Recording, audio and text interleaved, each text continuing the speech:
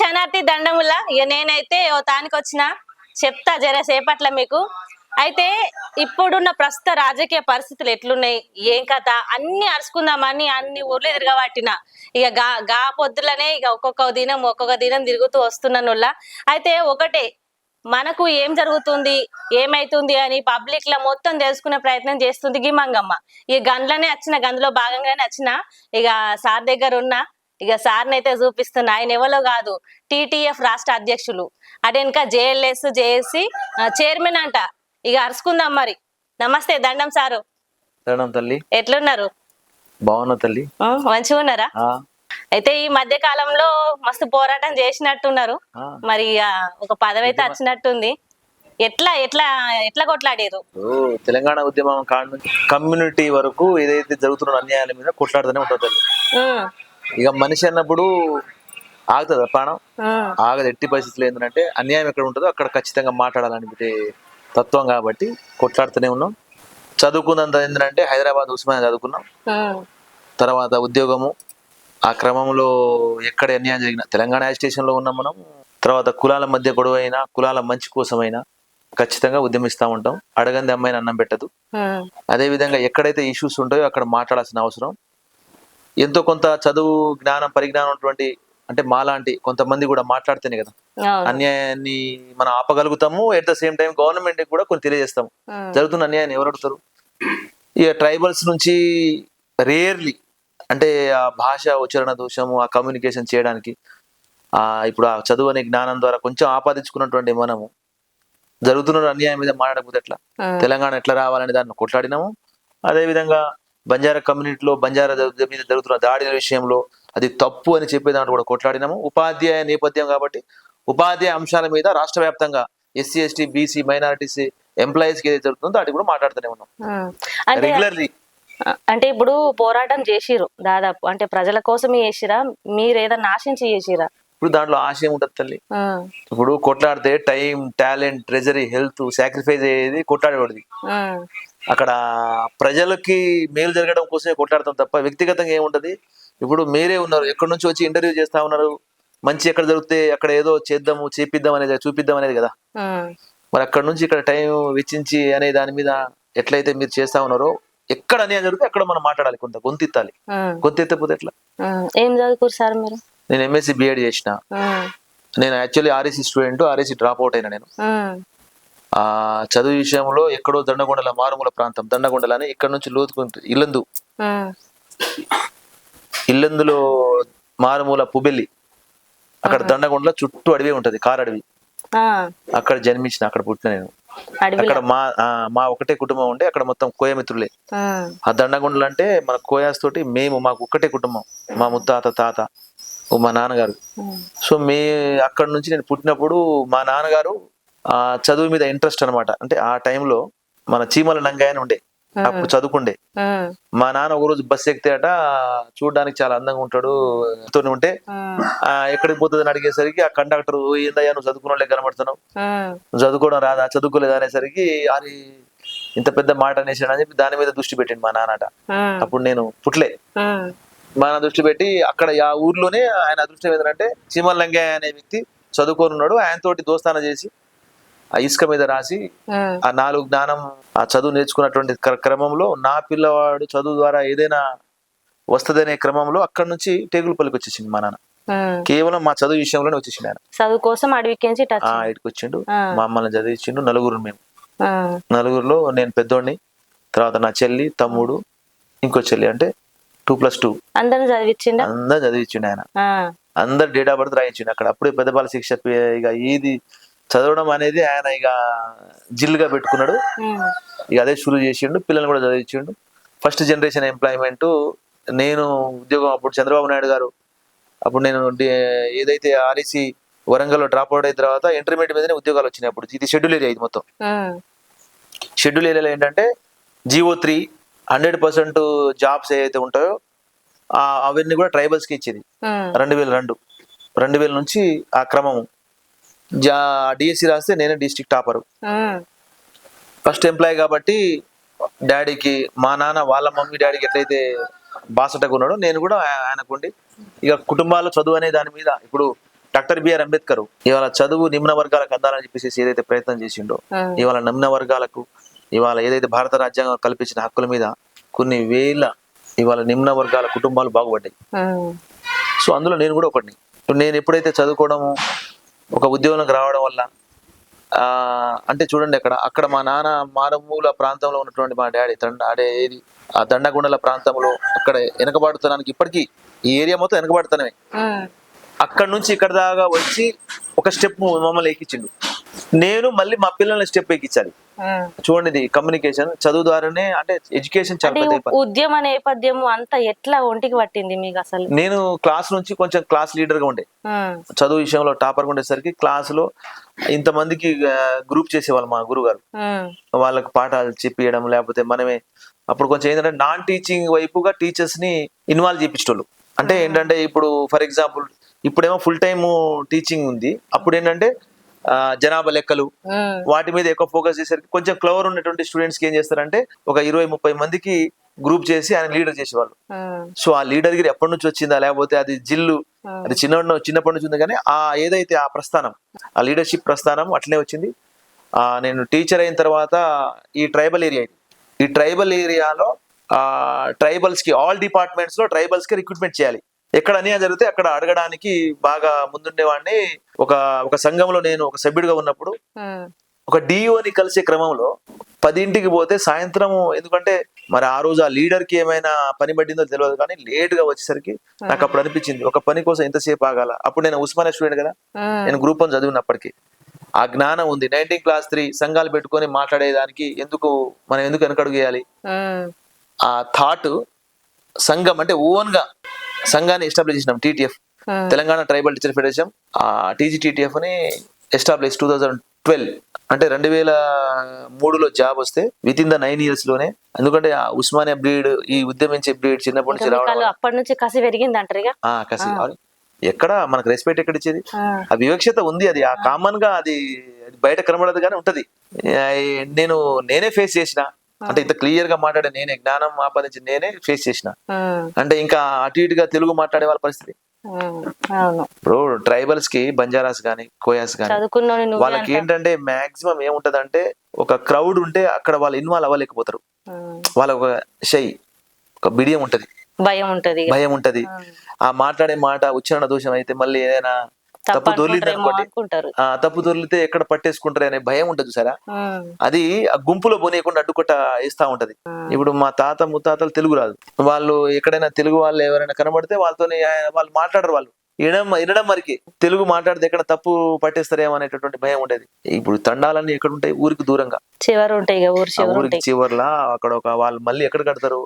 నీళ్ల వసతి ఎక్కడ ఉంటో అక్కడ కడతారు వాళ్ళు. ఎందుకంటే వ్యవసాయ నేపథ్యం మీరు చూడండి, ఏ తండాలైనా ఖచ్చితంగా నీళ్ల వసతి ఎక్కడైతే ఉంటుందో అక్కడ కట్టేస్తారు. అందుకోసం ఈ ట్రైబల్ బెల్ట్ లో చూడండి మీరు, అడవికి దగ్గరలో ఈ గోదావరి బెల్ట్ కదా, ఈ గోదావరి బెల్ట్ ఆదిలాబాద్ నుంచి ఇక్కడ చూస్తే మొత్తం ట్రైబల్ బెల్ట్, ఇది ఏజెన్సీ బెల్ట్. ఎక్కడ కట్టి ఉన్నాయి అవి? నీళ్లకు దగ్గర, వసతికి దగ్గర కట్టి ఉన్నాయి. అంటే నీళ్ల వసతి ఎక్కడ ఉంటే అక్కడ అడవులు ఆటోమేటిక్ ఉంటాయి. సో అక్కడ దగ్గరగా కట్టేటటువంటి సందర్భం కాబట్టి ఆ నేపథ్యం.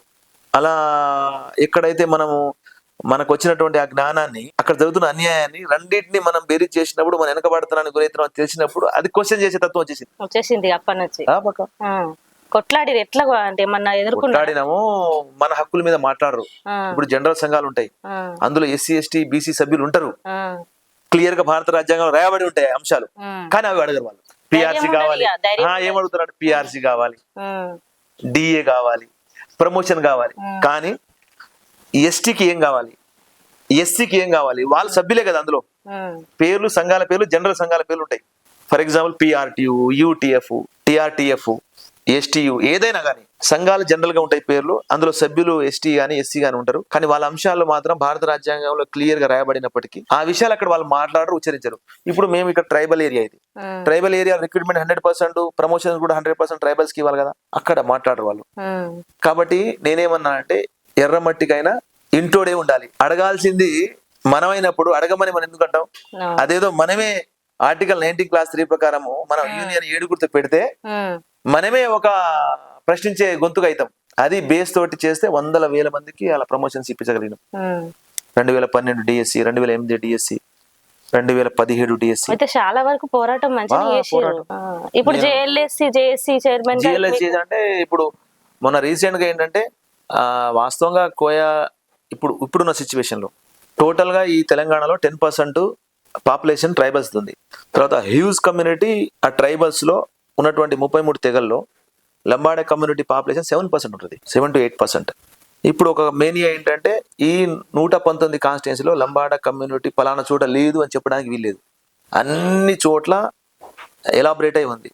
ఇక్కడ రాజకీయంగా మరి వీళ్ళు ఎక్కడైనా ఎదిగిపోతారేమో. శ్రీకృష్ణ కమిటీ ఆల్రెడీ చెప్పి ఉంది, రాబోయే రోజుల్లో తెలంగాణకి బంజారా కమ్యూనిటీ సీఎం అవుతారు. మరి ఆ కుట్రనా? అంతకుముందు కేసీఆర్ అదే కుట్ర, మా మధ్య గొడవ కారణము టిఆర్ఎస్ చేయించింది, బంజారా వాళ్ళని ముందుకు రానియకుండా అడ్డుకట్ట బాగుంటది. అది ఎట్లా, అది ఎందుకోసం తెలియదు. ఆ ఈర్ష్య ఏంటంటే వీళ్ళు ఎక్కడ ఎదిగిపోతారు. అదే చెప్పాను కదా నేను, 1980లో మా నాన్న చీమల నంగయ్య గారి దగ్గర చదువుకున్నటువంటి ఆ జ్ఞానాన్ని మా పిల్లలకి ఇవ్వాలని ముందుగానే ఒక ప్లాన్ ఆఫ్ యాక్షన్ వేసుకున్నాడు. ఇప్పుడు 80 నుంచి నాకు ఏదైతే అడుగేశారో ఒక స్టెప్ నాకు కోసం ఇచ్చారు. అంటే ఇక్కడ మా నాన్న లంబాడీస్ గానీ ఎవరు పక్క ఆస్తిని దోచుకోలే. కారులో నడిచారంటే కారుని దోచుకోలేదు, ఇల్లు కట్టుకున్నారు కదా అని చెప్పేసి ఇల్లులో పోయి దోపిడీ చేయలే, ఇమిటేషన్ చేయగలిగినారు. వీళ్ళు అభివృద్ధి కావడానికి దీనికి ఏంటి మూలము? ఓహో చదువేనా? ఇక చదివిపోయడం షురూ చేశారు ఇక లంబాడ కమ్యూనిటీ మొత్తం. 2010 వరకు ఎవ్వరు కూడా పొజిషన్ లోకి రాలే, ఉద్యోగ పొజిషన్ లో మాక్సిమం రాలే. అక్కడక్కడ చూస్తాం, ఏళ్ళ మీద ఎత్తికిస్తాం మనం. కానీ వాళ్ళు ఎప్పుడైతే బీజం వేశారు కదా, ఏది 80 దశకంలో వేసిన బీజానికి ఒక కార్యరూపం, ఒక షేప్ ఇప్పుడు వచ్చింది. ఎక్కడ చూసినా వీళ్ళే కనబడతారు. అటెండర్ కాడ నుంచి ఐఏఎస్ వరకు కనబడతా ఉంటారు అనేది. తర్వాత వాళ్ళు చూడండి, మీరు క్యాటరింగ్ కాడ నుంచి కలెక్టర్ వరకు క్యాటరింగ్ కూడా వీళ్ళే చేస్తారు. మీరు ఎక్కడ చూడండి, ఆటోలు చూడండి మీరు మొత్తం. కానీ అది డెవలప్ అయినట్టు కాదు. కానీ ఒకళ్ళిద్దరు ఎక్కడైతే కొడతారో, 100కు ఒకళ్ళు ఇద్దరు కొడతారో దాన్ని వీళ్ళు బూచిగా చూపిస్తారు. వాళ్ళు 90 కొట్టని వాళ్ళు మాత్రం కనబడరు. కానీ ఒకళ్ళిద్దరు కొట్టంగానే కొంచెం చూడ్డానికి ఆహల్యం, ఆకారం కొంచెం క్లియర్ గా ఉండడం తప్పు. మరి వీళ్ళు ఇప్పుడున్న ప్రస్తుత ప్రభుత్వంలో ఇప్పుడు ముందుకెళ్లే ప్రయత్నం ఏమన్నా చేస్తారంటారా? ఎట్లా? ఇప్పుడు మీరు బంజారాస్ నుంచి ఇప్పుడు కాంగ్రెస్ పార్టీ నుంచి ఉన్నారనుకుంటున్నారు కదా, టీచర్స్ ప్రెసిడెంట్ గా నేనేమంటున్నా అంటే మేధావి మౌనం కూడా సమాజానికి ప్రమాదం. ఇది అంబేద్కర్ గారు చెప్పినా గానీ, కాన్సీరామ్ గారు, తర్వాత పూలే గారు, ఎవరైనా సరే చదువుకున్న మనము ఇప్పుడు వెల్ ఎడ్యుకేటెడ్స్ మనమే రాజకీయాల్లో లేకపోతే జ్ఞానం లేనోడు ఏం చేస్తాడు? ఆడికి పోయి చట్టం చేసేది ఎవరు? చదువు ఉన్నోడా చదువు లేనోడా? చదువుకున్నోడు చేయాలి కదా. కానీ ఇక్కడ మోస్ట్లీ ఇండియన్ పాలిటిక్స్ లా చదువు లేనోడు పోయి చట్టసభలో ఉన్నాడు, చదువు ఉన్నోడేమో ఈడ ఆయన దగ్గరికి పోయి చట్టం చేయమని అడుగుతా ఉన్నాడు. ఇది ఎంత పెద్ద డ్రాబ్యాక్ ఇండియన్ పాలిటిక్స్ లో. అసలు రాజకీయము చదువుకున్న వాళ్ళకి ఇవ్వాలా, ఇట్లా రౌడీజం గానీ కబ్జాలు చేసే వాళ్ళకి గానీ వాళ్ళకే ఎక్కువ మంది ఉంటారు రాజకీయాల వ్యవస్థలో అని ప్రజలైతే బాగా అనుకుంటారు. అంటే చదువుకున్నాడు తక్కువ ఉంటాడు. ఇప్పుడు అదే కదా, ఇప్పుడు ఈ వ్యవస్థ బాగా ఆగం కావడానికి అది. వాడు రౌడీజం చేసేటోడు యొక్క బుద్ధులు ఎటుంటాయి, మళ్ళీ అదే పని చేయాలని ఉంటది ఆయనకు. దందాలు ఎక్కువ ఉంటాయి. మరి అంతే కదా, దందాలు ఎక్కువైనప్పుడు ఎవరు ఇక్కడ ఆగమయ్యేది? ఎన్నుకున్న ప్రజలే ఆగమయ్యేది. కానీ 5 years చూడండి, 5 years 1825 రోజులు మాత్రం వాళ్ళు నష్టపోతారు కదా. చూడండి, ఇండియన్ పాలిటిక్స్ లో 5 సంవత్సరాలు ఒకసారి ఎలక్షన్స్, 5 సంవత్సరాలు అది ఏ బాధ అయినా భరించాలి. ఇది భయంకరమైన సిచ్యువేషన్. ఎమ్మటే ఏదో ఉద్యోగి సస్పెండ్ చేసినప్పుడు సస్పెండ్ లేదా రిమూవ్ ఫ్రమ్ సర్వీస్ లేదు. ఆయన 5 సంవత్సరాలు వాడు ఎంత ఎదవైనా వాడిని 5 సంవత్సరాలు భరించాలి. అప్పుడు 5 సంవత్సరాల లోపు ఈయన ఆర్థికంగా బలపడతాడు, తర్వాత ఒక వ్యవస్థ పరంగా బలపడతాడు. మళ్ళీ అలాంటోడే రేపు బ్రీడ్, అలాంటోడే ఎంకరేజ్ చేసినట్టుగా అయిపోతుంది. వాడిని సామాన్యుడు నిజాయితీగా పనిచేసేటోడు ఆపలేకపోతాడు. బాగా ఫోకస్ అయిపోయింది ఈ మధ్య పాలిటిక్స్ లో. కాంట్రాక్టు, కార్పొరేట్, ఈ 2 శక్తులు ఎంటర్ అయినాయి. అసలు కమ్యూనిస్ట్ పార్టీల గతంలో చాలా నిజాయితీగా, ఎంత నిజాయితీ అంటే పుచ్చలపల్లి సుందరయ్య గారు కొంతమంది హిస్టరీస్ ఉన్నాయి. వాళ్ళ ఆస్తులు వాళ్ళు ప్రజలకు ఇచ్చేసారు, వాళ్ళు దానం చేశారు. కానీ ఇప్పుడు దానం చేసే మీద ఆర్టీఐ పెట్టి మళ్ళీ లాక్కుంటారు. అంటే చూడండి ఎంత ఇబ్బందికరమైన సిచ్యువేషన్. ఫ్రీ పథకాలు పెడుతుంది కదా అన్న, ఫ్రీ పథకాలు ఈ కబ్జాలు చేసుకుంటేనే ఇట్లా అమలు చేస్తుర్రా? అవి అసలు ఖచ్చితంగా జరుగుతున్నాయి ప్రజలకి? ఇప్పుడు ఈ ఫ్రీ పథకాలు అంటే ప్రజల్ని ఒక రకంగా చెప్పాలి అంటే బద్దకస్తులు చేయడం. అది ఫ్రీ పథకాలు అనే దాని మీద పోనీ ఆ ఫ్రీ పథకాలు చేస్తారు. మనం ఇంట్లో ఏదైనా వస్తువులు కొనాలంటేనే కాస్ట్ బేస్ కదా, అవి డబ్బుతోనే కూడుకున్నాయి కదా. అంటే ఇప్పుడు ఇక్కడ యజమాని హెచ్చించే డబ్బులే కదా రేపు గవర్నమెంట్ కూడా హెచ్చించాలి. ఇప్పుడు ఒక యజమాని, నేను తండ్రి, నేను ఇక్కడ ఒక పెళ్లి చేయాలన్నా లేదా ఇల్లు కట్టాలన్నా నేను డబ్బులు ఎట్లయితే ఒక 5గురికి పెట్టాలంటేనే నేను ఫ్రీగా పెడుతున్నట్టే కదా కుటుంబానికి. ఒక కుటుంబానికి పెట్టేటప్పుడు ఆ ఖర్చు, ఆ నెలవారీ చూస్తే చాలా పెద్దగా కనిపిస్తుంది. మరి ఇంతమందికి ఒక గవర్నమెంట్ ఒక పెద్దరికంగా ఒక పెద్దన్న పాత్ర లేకపోతే తండ్రి పాత్ర పోషించి మొత్తం పెడతా ఉన్నప్పుడు మనం తింటా కూర్చుంటాం, వాళ్ళు పెడతా ఉంటే, అదే 4 కొడుకులు పని చేయకుండా తింటా ఉంటే ఆస్తి తరిగిద్దా పెరిగిద్దా? అంటే దీన్ని నేనేమంటున్నా అంటే ఫ్రీ పథకాలు కానీ దాని మీద అవుట్పుట్ ఏది అంటున్నా. ఇప్పుడు తండ్రి సర్టన్ టైం వరకు పెట్టి ప్రయోజకుడు చేస్తే ఓకే, ప్రయోజకుడు చేయకపోతే ఆ ఇల్లు కూడా కుప్పకూలినట్టే కదా. రేవంత్ రెడ్డి పెట్టిన పథకాలు 6 కరెక్టే అంటారా? ఇప్పుడు ఇదే అంటున్నా కదా, ఇప్పుడు ఇండియన్ పాలిటిక్స్ లో ఈ ఫ్రీ పథకాలు అనేవి చాలా భయంకరమైన ట్రోల్ అవుతా ఉన్నాయి. ఆ ఓటర్స్ కూడా అడిగే పరిస్థితులు లేరు. ఇప్పుడు ఓటర్స్ కూడా క్లియర్ గా మనం వాళ్ళ డబ్బులు ఏమని అడగట్లే వాళ్ళు, కానీ మనమే ఈ కార్పొరేట్ కాంట్రాక్ట్ వచ్చిన తర్వాత మనమే ఆ డోర్ కొట్టి మరీ ఇస్తున్నాం. ఆయన ఏమనుకుంటారు, వాళ్ళు ఏమనుకుంటారు, ఓహో ఇవాళ ఇచ్చి రేపు వీళ్ళు దండుకుంటారు కాబట్టి కనీసం ఎలక్షన్ టైం అయినా కూడా ఇవ్వాలి ఆ 5 పరకో పావులు అనేది వాళ్ళ ఆలోచన. అంటే మైండ్ సెట్ రోజు రోజుకి కార్పొరేట్ వ్యవస్థ వచ్చిన తర్వాత చాలా చేంజెస్ వచ్చినాయి. ఫ్రీ పథకాలు అనగానే ఫ్రీ పథకాల ద్వారా కనీసం అట్లయినా మిగులుతుంది. ఇప్పుడు బస్సెస్ ఉన్నాయి, మహిళలకు ఫ్రీ బస్సు. వాస్తవంగా మహిళలు ఫ్రీ బస్ వల్ల ఇప్పుడు కొట్లాడ కూడా తగ్గినట్టు అనుకుంటా నేను. ఇంట్లో ఏడ కొట్లాట తగ్గినాయి, శీకలు పట్టుకొని కొట్టుకుంటారు. అంటే స్టార్టింగ్ లో ఉన్న ప్రెజరు ఇప్పుడు అంతకన్నా నాకేం ఎక్కడ కూడా కనిపించలేదు. అంటే స్టార్టింగ్ లో ఫ్రీ బస్ పెట్టినప్పుడు బాగా ఎక్కేసరికి లేదా కొత్తలో మోజులు ఆ ప్రాంతం పోదాం ఈ ప్రాంతం పోదాం, పని లేకుండా కూడా పోదామని ప్రయత్నం చేసి ఇప్పుడైతే నిజంగానే పని ఉంటేనే మరి ఇలా మహిళలు బయటకు వస్తారు.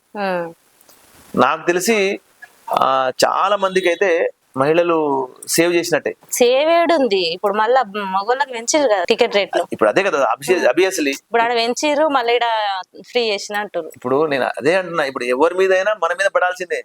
ఇప్పుడు ట్యాక్స్ రూపంలోనో ఏదో రూపంలో ఇప్పుడు అదే అవుట్పుట్ ఎక్కడ ఫ్రీ అని చెప్తారు కానీ అవన్నీ మన మీద పడుతున్నాయి. ఏకోమండి అంతే.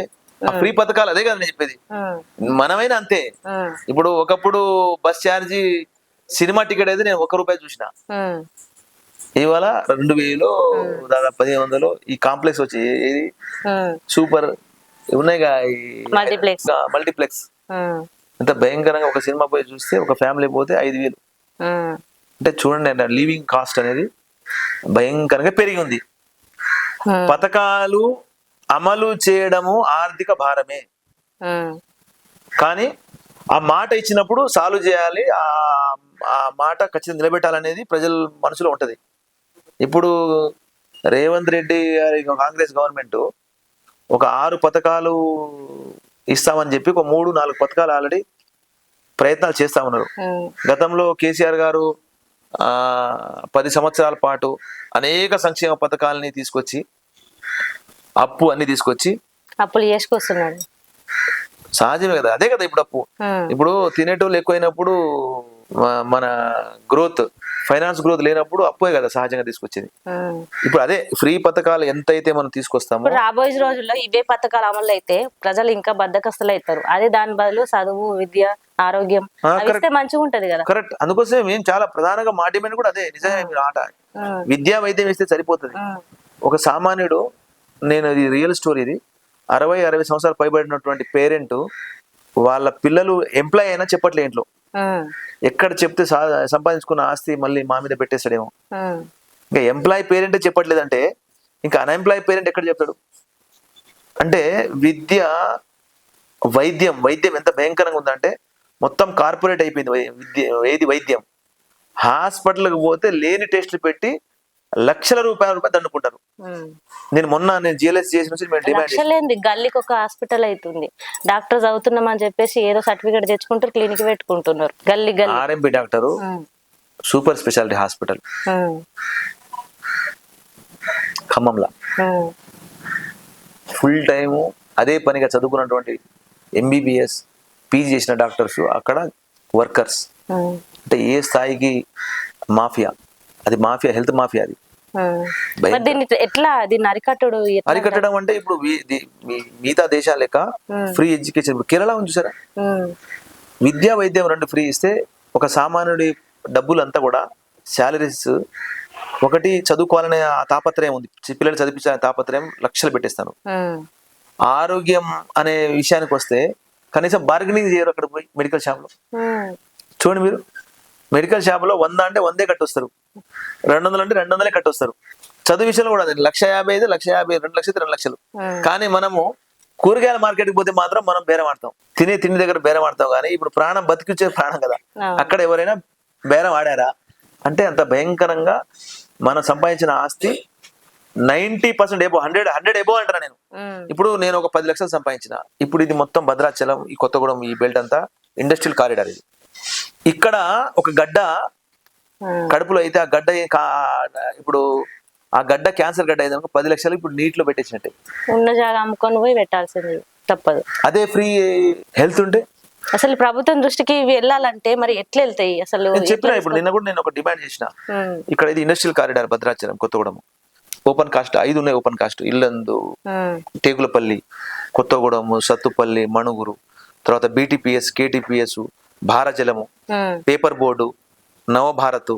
భయంకరమైనటువంటి డస్ట్ పొల్యూషన్, వాటర్ పొల్యూషన్ భయంకరంగా ఉంది. ఇక్కడ చాలా మంది పేదవాడు చచ్చిపోతాడు. ఇక్కడ క్యాన్సర్ సూపర్ స్పెషాలిటీ హాస్పిటల్ ఇక్కడ నిర్మించాలి ఇక్కడ. తర్వాత ఇక్కడ డస్ట్ ఎలర్జీ చాలా భయంకరంగా ఉంది ఇక్కడ.